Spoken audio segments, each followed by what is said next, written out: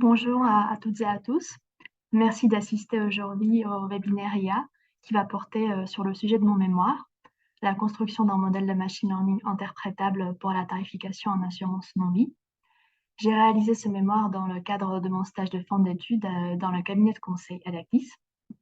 Et la présentation d'aujourd'hui va se dérouler en 4 parties. Dans un premier temps, je vais présenter le contexte général de la tarification en assurance non-vie pour amener progressivement les enjeux et les problématiques abordées durant ce mémoire. Dans un deuxième temps, je vais présenter le rôle du modèle linéaire généralisé et des modèles de machine learning spécifiquement pour la tarification en assurance non-vie. Cette partie va me permettre d'introduire le modèle additif généralisé, dont la déclinaison constitue le cœur des travaux de ce mémoire. Et enfin, dans une dernière partie, je vais me focaliser sur une présentation des résultats et des limites de l'étude. Commençons donc par une présentation du contexte et quelques principes généraux. L'étude porte sur de l'assurance automobile, qui est une branche de l'assurance non-vie qui possède de nombreuses spécificités. D'une part, l'assurance automobile est soumise à une forte pression réglementaire. En effet, elle est obligatoire en France depuis 1958 au titre de la garantie responsabilité civile. Elle est impactée par la mise en place de la loi Hamon depuis 2015 et plus généralement, elle est soumise au contrôle de l'ACPR. Par-delà, il y a un réel besoin de justifier les tarifs et donc de construire des modèles interprétables et explicables. D'autre part, le milieu de l'assurance automobile est fortement concurrentiel, ce qui fait apparaître des exigences techniques fortes. En France, le marché est très mature et compétitif, avec un grand nombre et une grande diversité des acteurs. Avec le développement des comparateurs en ligne et de l'assurance directe, le processus de souscription se transforme de plus en plus. Plus récemment, l'utilisation des données télématiques et l'avènement du big data ouvrent de nouvelles perspectives pour la tarification. La justesse et la précision actuarielle du tarif sont alors des enjeux clés pour le secteur de l'assurance automobile. À ce titre, nous nous focalisons donc sur de l'optimisation tarifaire. Plus spécifiquement, nous travaillons sur la garantie DTA, la garantie dommage taux d'accident, en utilisant la base de données d'un assureur. La base de données que nous utilisons comporte ainsi des informations permettant de caractériser l'assuré, comme l'âge du conducteur, son ancienneté de permis ou sa catégorie socio-professionnelle. Des informations permettant de caractériser le contrat, comme la typologie de couverture ou le fractionnement des paiements. Des informations sur le véhicule, comme le modèle, sa classe SRA ou sa date de mise en circulation. Des informations sur le risque géographique, sous la forme d'un zonier. Et finalement, des informations sur les sinistres, comme le coût des sinistres, leur date de survenance et la garantie concernée. Selon le principe général de la tarification, nous modélisons indépendamment le coût moyen et la fréquence, et ce, dans une perspective d'optimisation tarifaire. À présent, nous allons pouvoir présenter les modèles de référence pour la tarification, ainsi que les modèles de machine learning qui sont habituellement considérés comme les modèles de performance. Donc, les modèles linéaires généralisés, ou GLM, sont les modèles qui sont traditionnellement utilisés pour la tarification en assurance non-vie. Dans ces modèles, l'espérance de la variable réponse est modélisée en fonction d'une combinaison linéaire des variables explicatives. L'effet de chaque variable explicative est ainsi quantifié indépendamment. De plus, les modèles GLM offrent un cadre paramétrique avec des fonctions de lien et des distributions spécifiquement adaptées à la structure des données assurantielles. Donc, plus concrètement, pour la modélisation du coût moyen, nous travaillons souvent avec des distributions asymétriques à droite. Nous allons donc utiliser la loi gamma avec une fonction de lien logarithmique. Pour la fréquence, il s'agit de modéliser un phénomène de comptage. Nous allons donc utiliser la loi Poisson, également avec une fonction de lien logarithmique.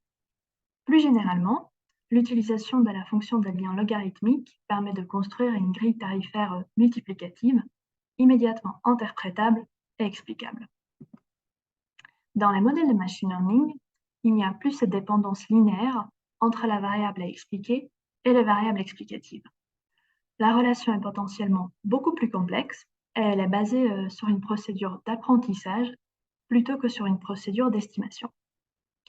Ce cadre non paramétrique permet une prise en compte efficace des non-linéarités qui sont inhérentes à la donnée, tout comme une intégration implicite des interactions entre les variables. Pour cela, les modèles de machine learning sont souvent basés sur des architectures complexes.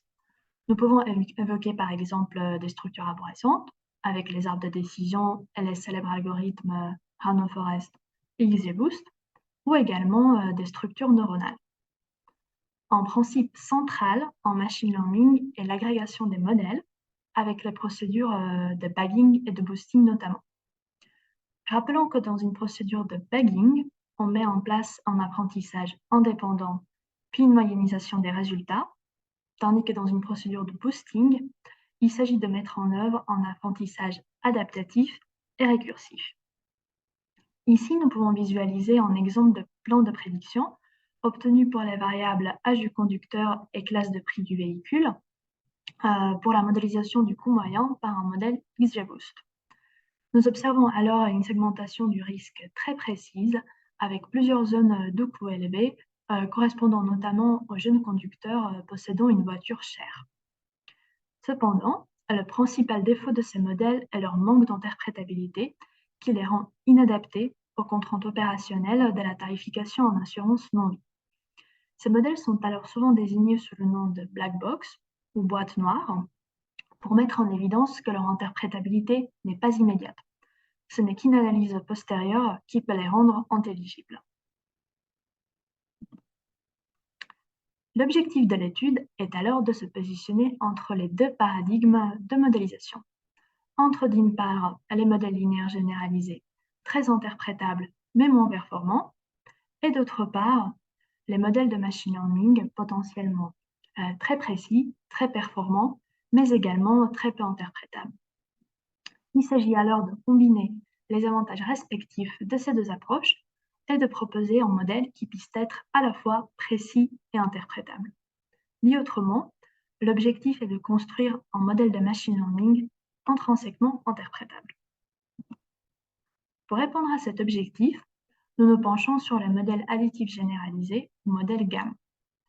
Dans ces modèles, l'espérance de la variable réponse est toujours modélisée en fonction d'une combinaison linéaire des variables explicatives, mais la contribution individuelle de chaque prédicteur se trouve complexifiée. En effet, au lieu des coefficients constants, les variables explicatives participent à la prédiction au moyen des fonctions composantes non paramétriques. Donc en résumé, nous faisons une concession au niveau de la structure. On maintient la structure additive intrinsèquement interprétable. Cette concession au niveau de la structure permet un ajout parcimonieux de la non-linéarité dans notre modèle au travers justement de ces fonctions composantes non paramétriques. Traditionnellement, ce sont des fonctions spline qui sont utilisées comme fonctions composantes dans un modèle additif généralisé. Il y a donc un aspect de lissage et de contrôle de la régularité de la relation prédictive au travers de la régularité des fonctions composantes. Dans ce mémoire, nous souhaitons nous appuyer davantage sur une notion d'apprentissage. Apprendre l'information au lieu de la lisser. Titre, nous introduisons des composantes univariées des modèles de machine learning dans le modèle additif généralisé. On cherche donc à intégrer la notion de l'apprentissage dans notre modèle tout en le gardant intrinsèquement interprétable. Dans la littérature, ces modèles sont souvent désignés sous le nom de glass box ou boîte transparente par opposition au modèle black box ou boîte noire. L'objectif principal de l'étude est alors d'expliciter le formalisme mathématique qui est afférent à cette approche et à l'illustrer sur l'exemple de la modélisation de la garantie DTA en assurance automobile. Donc, par la suite, la démonstration qui va suivre, on va s'appuyer sur un modèle additif généralisé ayant une structure arborescente. Cependant, la mécanique d'apprentissage que nous allons décrire se généralise à d'autres types de modèles, notamment des modèles avec une structure neuronale, voire des modèles encore plus complexes. Dans les modèles additifs généralisés avec une structure arborescente, ce sont donc des arbres de décision qui sont utilisés comme briques de base. Par la suite, il y a une complexification de la structure à l'aide de procédures de boosting et de bagging. Pour garantir l'interprétabilité intrinsèque dans tel type de modèle, on met en œuvre une procédure d'apprentissage spécifique que nous allons pouvoir expliciter maintenant. Le principe central réside dans l'apprentissage cyclique des fonctions composantes. Donc concrètement, à la première itération, on va venir apprendre la première fonction composante associée à la première variable explicative sous la forme d'un arbre de décision de faible profondeur. La deuxième fonction composante sera apprise sur les résidus de la première et ainsi de suite jusqu'à la dernière fonction composante, donc la dernière variable explicative dans notre modèle. On passe ensuite à la deuxième itération et on réitère exactement le même processus d'apprentissage cyclique des fonctions composantes, et ce, indépendamment de la première itération. On va répéter cela un grand nombre de fois, puis on va venir moyenniser les arbres appris à chaque itération, indépendamment pour chaque variable explicative. Il y aurait cette fois-ci donc un procédé que l'on peut qualifier de bagging local, qui va être lié à un apprentissage indépendant, puis à une moyennisation des résultats.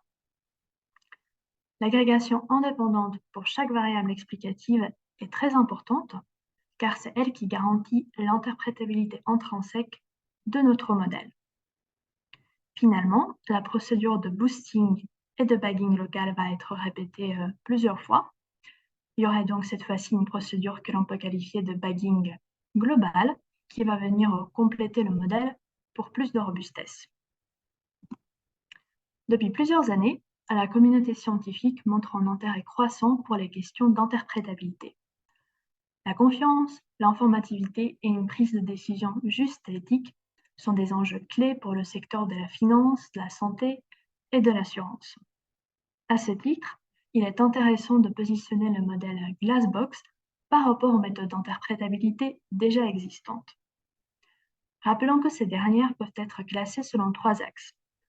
On distingue l'interprétabilité a priori, appelée également interprétabilité intrinsèque, d'une interprétabilité a posteriori, l'interprétabilité spécifique de l'interprétabilité agnostique, et finalement, l'interprétabilité locale de l'interprétabilité globale. Dans une méthode interprétable a priori, on pense à l'interprétabilité dès la conception du modèle.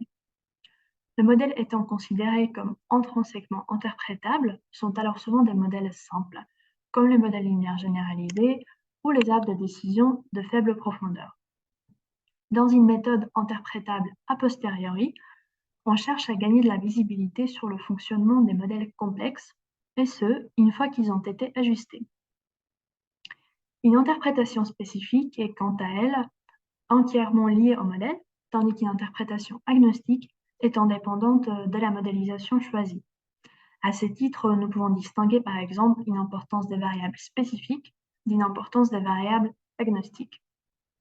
Finalement, dans une interprétation locale, on se limite à expliquer une prédiction individuelle, tandis que dans une interprétation globale, on va ambitionner de comprendre le fonctionnement du modèle dans son intégralité. Parmi les méthodes locales, nous pouvons citer par exemple LIME et CHAP. Donc, si on de part de la procédure d'apprentissage spécifique des fonctions composantes dans le modèle additif généralisé, le modèle GAM avec une structure arborescente va se positionner parmi les méthodes qui vont être interprétables a priori, qui vont être globales, et on peut dire à la frontière du spécifique et de l'agnostique. Maintenant, nous allons pouvoir passer à une présentation des résultats, des perspectives et des limites de l'étude. On va tout d'abord revenir sur la notion d'interprétabilité et l'appliquer à l'ensemble des modèles que nous avons mis en place. Donc, concernant les modèles linéaires généralisés, on a vu que l'utilisation de la fonction de lien logarithmique permettait de construire des grilles tarifaires qui sont immédiatement interprétables. Ici, nous pouvons visualiser l'exemple d'une grille tarifaire multiplicative qui a été obtenue pour la modélisation du coût moyen. Et nous observons alors que l'augmentation d'un an de l'âge du conducteur fait diminuer de 0,3% le coût moyen. Par la suite, une interprétation similaire peut être obtenue pour les autres variables explicatives du modèle. Rappelons que dans le modèle additif généralisé, les variables explicatives participent à la prédiction au moyen des fonctions composantes non paramétriques. Donc l'interprétation de ce type de modèle revient essentiellement à l'analyse graphique de ces fonctions composantes qui donne une description exacte de comment est réalisée la prédiction pour chaque variable explicative. Donc dit autrement, on va passer d'une analyse par lecture des coefficients à une analyse par lecture des fonctions. Dans un modèle additif généralisé avec une structure arborescente, nous pouvons identifier avec précision le comportement de chaque profil de risque. Et par ailleurs, cette finesse de la segmentation peut être pilotée par les différents paramètres qui sont afférents à l'apprentissage cyclique des fonctions composantes, notamment la complexité des arbres de décision que nous allons embriquer. Dans les modèles additifs généralisés qui vont combiner des fonctions spleen, nous aboutissons souvent à des allures qui sont lisses et moyennisées, au risque de mettre parfois des comportements importants dans le phénomène. Finalement, dans un modèle linéaire généralisé, l'information qui va être donnée par un coefficient est souvent insuffisante pour capturer la complexité du phénomène sous-jacent. Il s'agit alors de faire un arbitrage entre la précision et la pertinence actuarielle des modèles. Maintenant, nous allons pouvoir passer à une analyse des résultats. Donc, je rappelle que nous avons fait des modèles indépendants pour le coût moyen et pour la fréquence dans l'objectif de modéliser la prime pure. Et les trois modèles que nous comparons ici sont le modèle de référence, le modèle linéaire généralisé, un modèle de machine learning pour un modèle de performance. Donc ici, nous avons choisi le modèle XGBoost. Et finalement, le nouveau modèle que nous développons, donc le modèle additif généralisé avec une structure arborescente. Les axes d'analyse que nous proposons sont une analyse des métriques de performance avec les métriques de performance classiques comme la RMSE, la MAE ou le R2, une comparaison des temps computationnels et finalement une analyse univariée des valeurs observées et prédites. Au niveau des métriques de performance, nous pouvons conclure que le modèle additif généralisé avec une structure arborescente se positionne entre le modèle GLM et le modèle de machine learning hyperparamétré. Si on s'intéresse maintenant à une comparaison des valeurs observées et prédites pour avoir une vision un peu plus locale des performances, nous remarquons que le modèle GLM a tendance à moyenniser l'information, tandis que le modèle GAM est plus fidèle à la réalité et capte mieux les variations que le modèle GLM n'arrive pas à capter. Nous identifions également une zone intéressante sur l'intervalle des âges ici allant de 45 à 65 ans, où le modèle GLM a tendance à surtarifier, tandis que le modèle GAM est plus fidèle à la réalité. Dans l'analyse des résultats, il est notamment intéressant de revenir sur le paradigme lissage-apprentissage et de comparer le modèle GAM qui combine des fonctions spleen au modèle GAM avec une structure arborescente. Si les métriques de performance sont globalement comparables, des différences notables sont à relever, notamment au niveau du temps computationnel qui peut être jusqu'à 7 fois plus rapide ayant une structure arborescente. De plus, le potentiel afférent à la structure semi-paramétrique du modèle GAM avec une structure arborescente reste à explorer. En effet, au moment de la rédaction du mémoire, l'algorithme n'était pas suffisamment mature et ne permettait pas l'utilisation des bonnes fonctions de lien et de distribution. À l'époque, la seule fonction de lien qui était disponible était la fonction de lien identité avec une distribution gaussienne. Donc, cette limite au niveau de l'implémentation ne permettait pas l'utilisation des métriques de performance qui seraient basées sur la notion de vraisemblance, donc des métriques de performance beaucoup plus adaptées à notre contexte de modélisation. Donc ça, c'est une limite importante qui est à soulever ici pour le modèle GAM ayant une structure arborescente. Et finalement, la paramétrisation du modèle GAM propose également des fonctionnalités intéressantes qui mériteraient d'être étudiées plus en détail par la suite.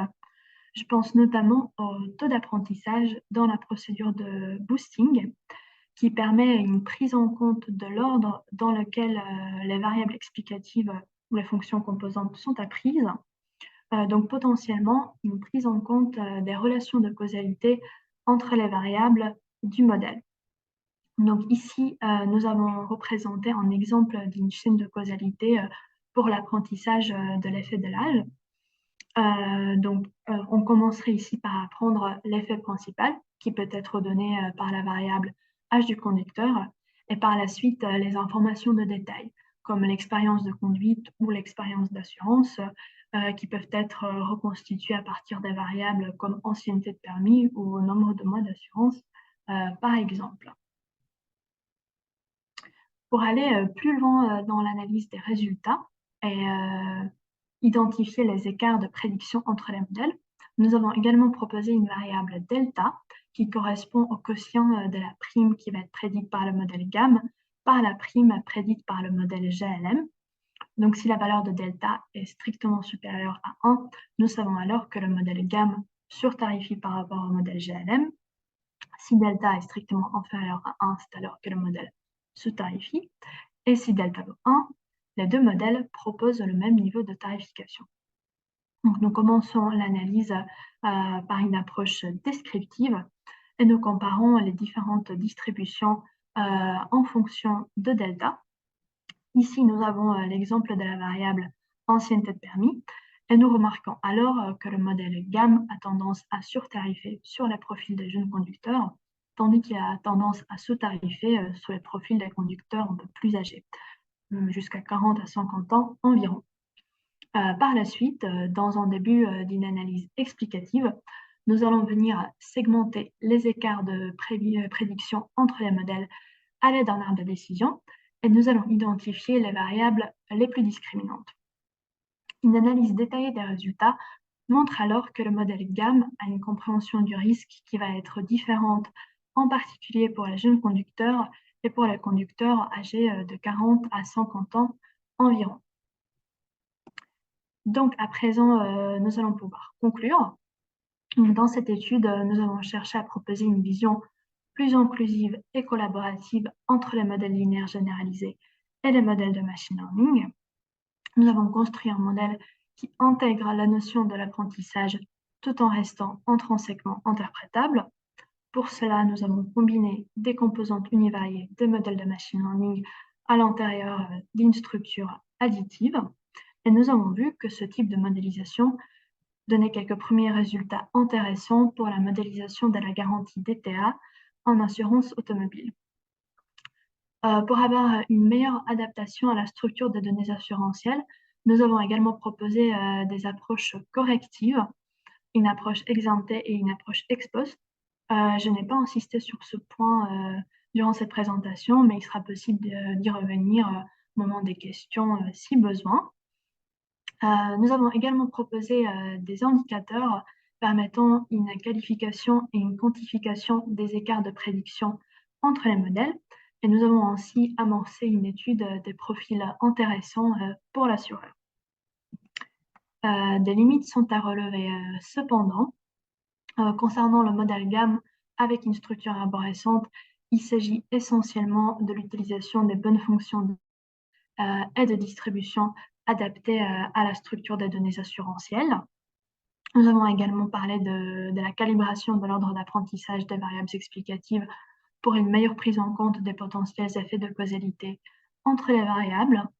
Il serait également possible de penser à un enrichissement du modèle avec un ajout parcimonieux des interactions du second ordre dans le modèle, qui ont donc le potentiel de l'enrichir sans dégrader son interprétabilité. Plus généralement, il s'agira également de mettre en place des métriques de performance plus adaptées à notre structure de données et qui ont une meilleure capacité de différenciation des différentes modélisations que nous avons mises en place. Donc, je pense notamment au ratio de déviance expliqué ou à l'indice de Gini.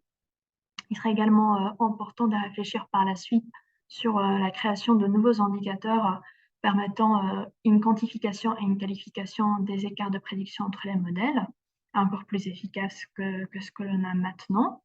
Et nous pourrions également penser à une extension du modèle avec une approche par réseau de neurones. Et l'idée serait ici, en fait, de remplacer les arbres de décision par des réseaux de neurones comme des briques de base et de répliquer cette même structure gamme, mais cette fois-ci avec les réseaux de neurones. Et finalement, il serait également intéressant d'étendre l'étude à la modélisation des garanties plus volatiles, comme la garantie vol ou la garantie responsabilité civile.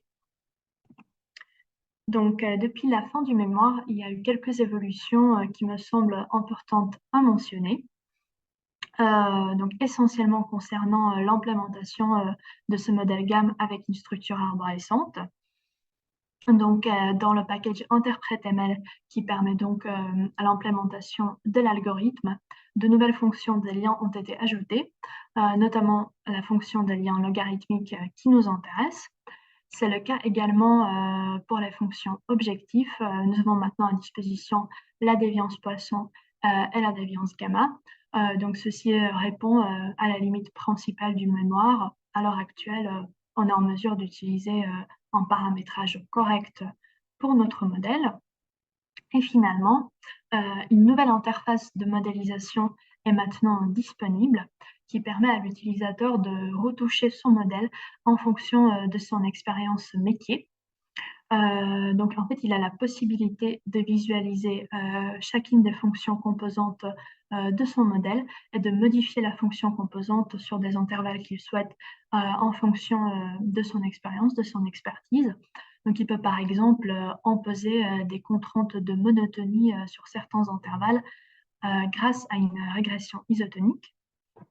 Et à côté, en fait, il peut observer l'impact de ces changements avec les différentes métriques de performance qui sont recalculées à chaque modification de modèle.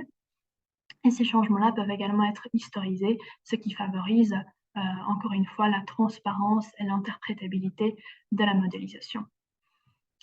Donc ma présentation s'arrête là. Merci d'avoir écouté et n'hésitez pas à poser des questions dans le chat si vous en avez. Je vais arrêter le partage.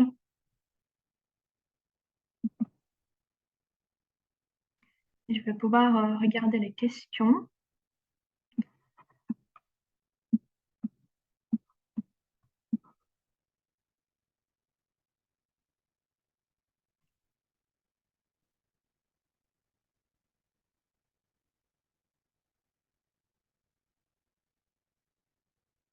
Alors, j'ai une question. Comment vous assurez-vous de ne pas overfitter lors de l'apprentissage de chaque composante? Quels paramètres optimisez-vous?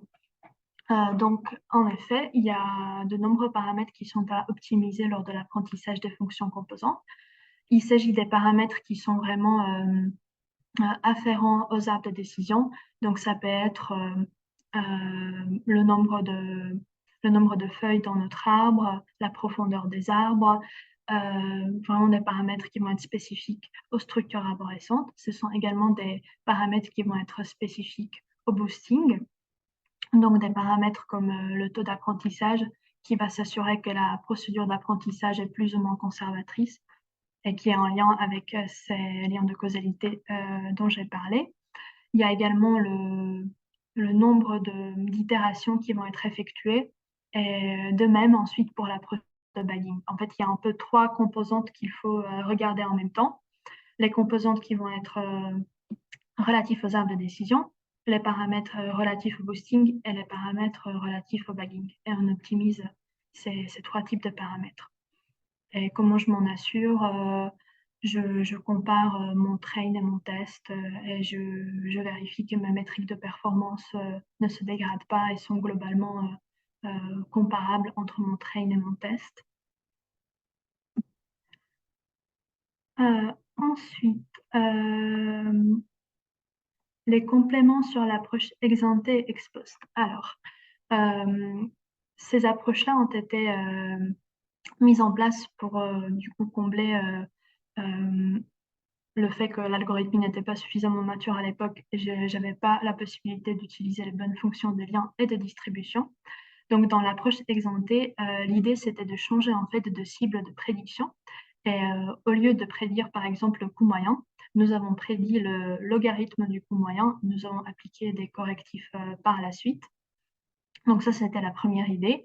Et la deuxième idée, l'idée ex post, elle était un peu plus compliquée à mettre en place. En fait, il s'agissait d'aller vraiment chercher dans le dépôt GitHub de l'équipe qui a développé l'algorithme et de prendre en fait que le bout euh, qui, euh, qui permettait, disons, hum, vraiment les étapes simples du modèle, sans le boosting, sans le bagging, vraiment que le cœur du modèle et de le modifier un peu pour avoir les bonnes fonctions de lien et de distribution.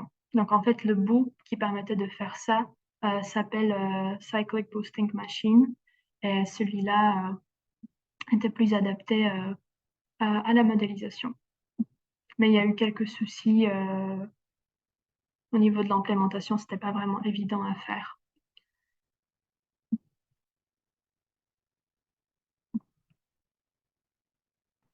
J'ai une autre question. Quels peuvent être des exemples concrets d'utilisation du modèle GAM dans le cabinet et dans le secteur de l'assurance en général? Donc, dans le cabinet, nous avons pensé à plusieurs volets où l'algorithme pourrait être appliqué, notamment dans tout ce qui est modélisation Zonier.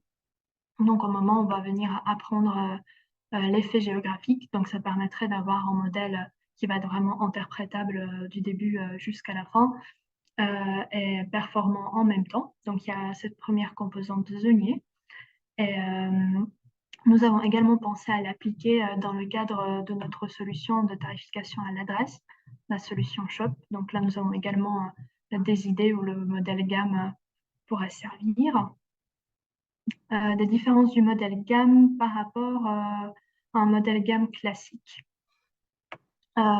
Donc par rapport au modèle GAM classique utilisant des fonctions spleen, la différence majeure, c'est vraiment la différence qui est liée à l'apprentissage de l'information avec des modèles de machine learning puissants. Et l'avantage, à mes yeux, d'une telle approche, c'est qu'on peut vraiment choisir en fait les variables qui nous intéressent et faire un effort sur ces variables.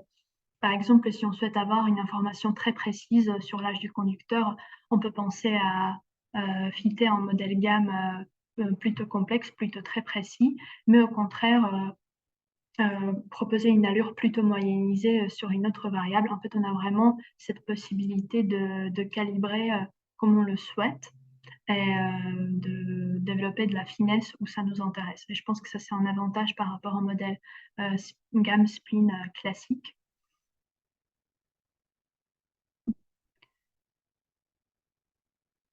Je vais regarder si j'ai d'autres questions.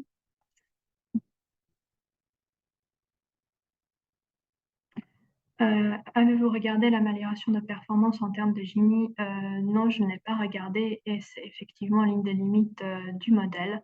Il faudra regarder des métriques de performance plus adaptées que la RMSE ou la MAE, du mémoire, pardon, pas du modèle. Quelles applications logicielles ont été utilisées pour réaliser l'étude? Alors, le package InterpretML que j'ai réalisé, enfin, pardon, que j'ai utilisé principalement pour construire le modèle est sous Python. Pour l'instant, il y a des versions sous R, mais qui sont pas encore très matures. Donc, moi, j'ai utilisé vraiment Python et Game Changer que je vous ai montré à la fin de la présentation. Elle est également compatible avec Python. En fait, on va pouvoir emporter notre JSON file de notre modèle Python et réaliser les retouches qu'on a envie de réaliser par la suite. Oui, voilà, donc une autre question, l'approche gamme est-elle complètement réplicable sous Python? Oui, je l'ai réalisé sous Python avec donc le package interprète ML, où il y a une bonne documentation et qui est régulièrement updatée. Ils m'ont par exemple envoyé un message pour me dire qu'ils ont mis en place de nouvelles fonctions de lien, donc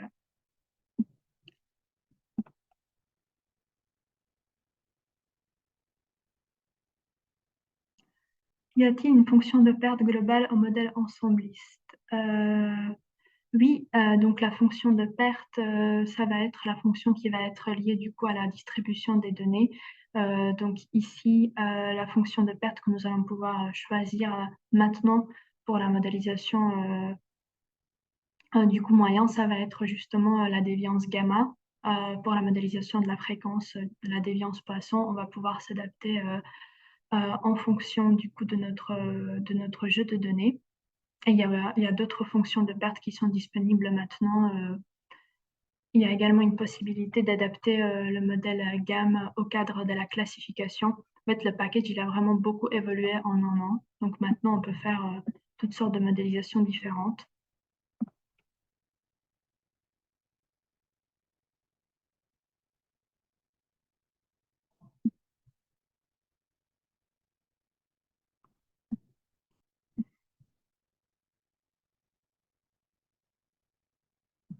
Je regarde si j'ai d'autres questions.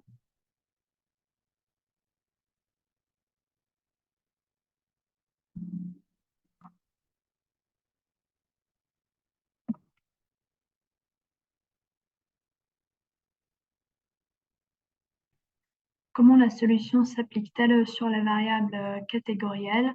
Donc sur les variables catégorielles, on va pouvoir faire un encodage pour chaque modalité qui va être présente dans notre variable catégorielle. Et en fait, on va pouvoir faire un encoding de nos variables catégorielles pour s'adapter du coup et revenir au cadre classique des variables numériques.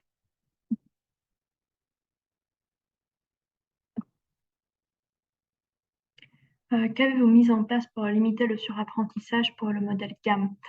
Donc ça, j'en ai déjà touché quelques mots.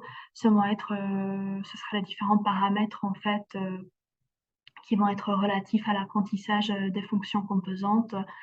Je pense qu'il y a un travail supplémentaire qui reste à faire là-dessus, comment vraiment optimiser le mieux possible les différents paramètres parce qu'il y en a beaucoup. Moi, dans le cas de mon mémoire, je me suis vraiment limitée du coup euh, minimiser la complexité des arbres qui vont être agrégés et puis à réaliser une procédure de boosting et de bagging plutôt conservatrice. Et ensuite, j'ai vérifié que ces résultats étaient cohérents au niveau de mon train et de mon test. Mais je pense qu'il y a un vrai travail à faire pour vraiment optimiser cet apprentissage-là, vraiment comprendre les différents impacts d'un hyperparamètre sur l'autre.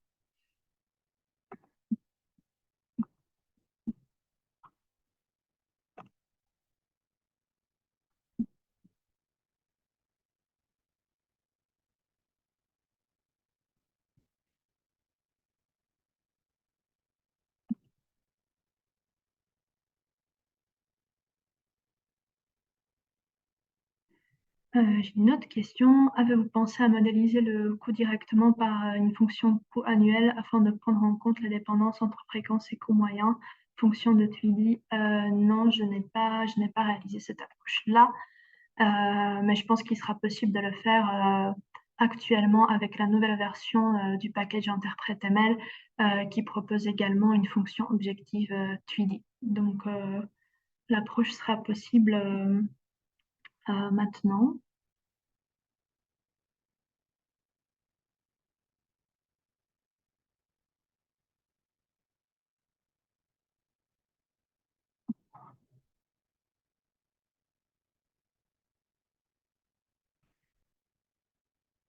Dans le modèle GAM, peut-on mixer des composantes paramétriques et non paramétriques? Oui, on peut paramétriser le modèle vraiment comme on le souhaite et on peut mettre vraiment l'effort sur quelques variables en les paramétrisant et on peut laisser d'autres variables telles quelles, entre guillemets. L'utilisateur peut le faire assez aisément à l'aide du package interprète ML. Vous aviez assez de données? Oui, j'avais assez de données pour réaliser ce mémoire. J'ai utilisé une base de données qui est régulièrement utilisé à des fins de recherche et de développement dans le cabinet. Donc la base de données me permettait de réaliser une étude satisfaisante. N'hésitez pas si vous avez d'autres questions.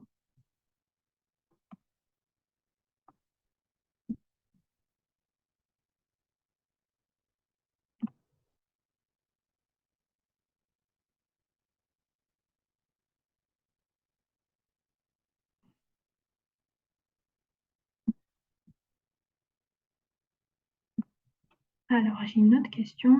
J'ai lu un chapitre sur la permutation des variables explicatives pour mieux appréhender l'apport d'une variable. Pourriez-vous développer? À un autre moment, vous semblez faire un gamme avec une petite perturbation des données. Pourriez-vous développer? Je n'ai pas bien compris ce chapitre.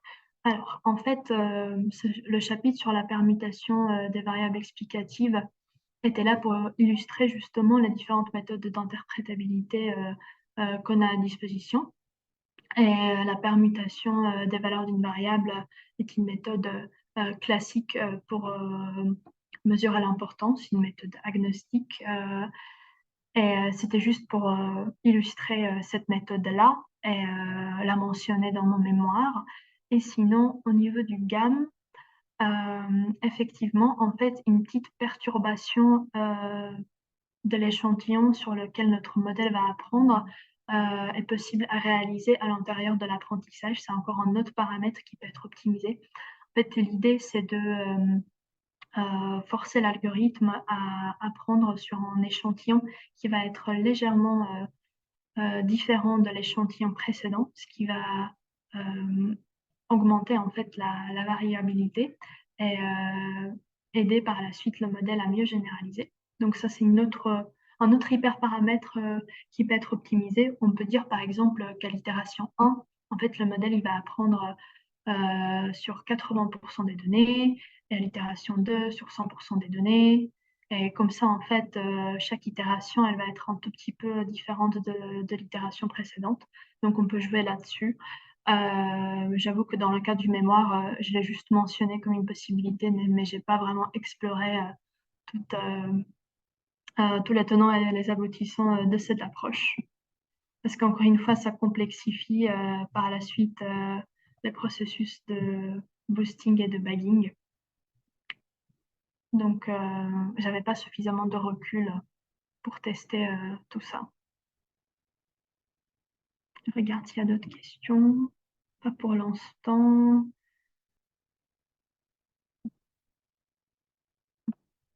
Sinon, si on revient sur les variables catégorielles, dans l'interface de modélisation que j'ai montré à la fin, on avait l'exemple d'une variable quantitative où on pouvait retoucher un peu la fonction composante. Pour les variables catégorielles, en fait, la visualisation qui est proposée par l'interface est en boxplot. Et on peut par la suite, du coup, si on souhaite faire des modifications sur nos variables catégorielles, on va pouvoir retoucher ce boxplot-là.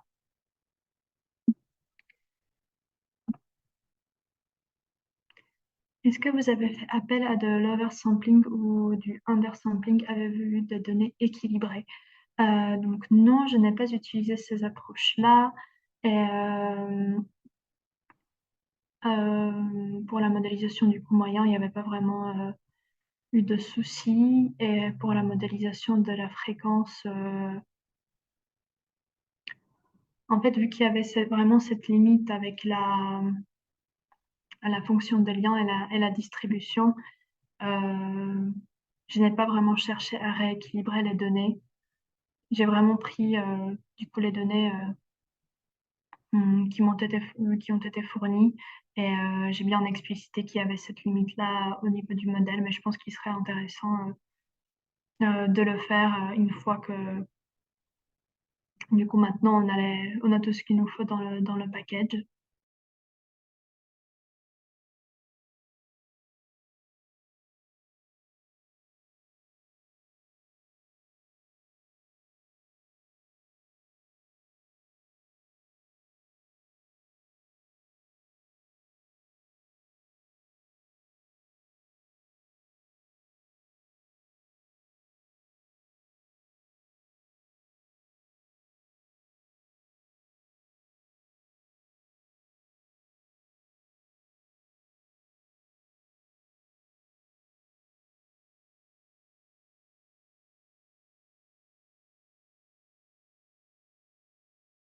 Alors une autre question. Vous cherchez à prédire également les contrats qui n'ont pas encore eu de sinistre, donc beaucoup de coûts moyens et fréquence à zéro. En fait, je faisais vraiment un modèle spécifique pour le coût moyen et pour la fréquence. Donc, c'est-à-dire que dans ma base de coût moyen, une ligne est égale à un sinistre. Donc, j'espère que ça répond à la question.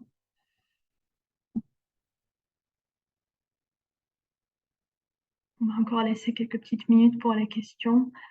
Euh, ou sinon, on va pouvoir s'arrêter là. Merci à vous et bonne fin de journée à tous.